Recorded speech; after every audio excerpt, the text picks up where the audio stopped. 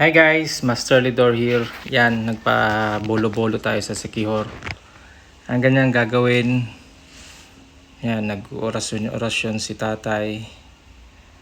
Tapos, meron siyang gagamiting baso na may 3 bato. Actually, pinakita niya sa akin yan. Una, malinis pa yung tubig. Yan, ganyan gagawin ni tatay. Parang ito yung bolo-bolo guys, parang cleansing to. Spiritual cleansing. Kung merong mga nag-course sa'yo ng barang or nakaano ka ng mga hindi natin nakikita. Pero nasa sa inyo na yun kung maniniwala kayo. Pero syempre, nandito tayo sa probinsya, niwala na lang tayo. Ayan, inihipan niya ni tatay. Ayan, bumubula-bula yung tubig. So, kung makikita nyo, malinis pa yung tubig niyan. Yan, hanggang sa buong katawan ko yan.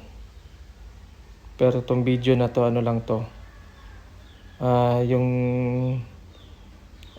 Nasa harapang side lang muna yung papakita ko kasi masyadong mahaba yung video.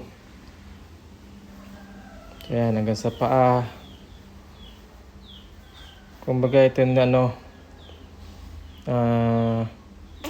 parang x-ray to, x-ray. Yan. Halos buong katawan gaganyanin. Si tatay matanda na yan. Sa Sikihor to guys ha. Pagkatapos niyan, lumabo yung tubig pero hindi ko na mapakita kasi sa pinakalas na yon.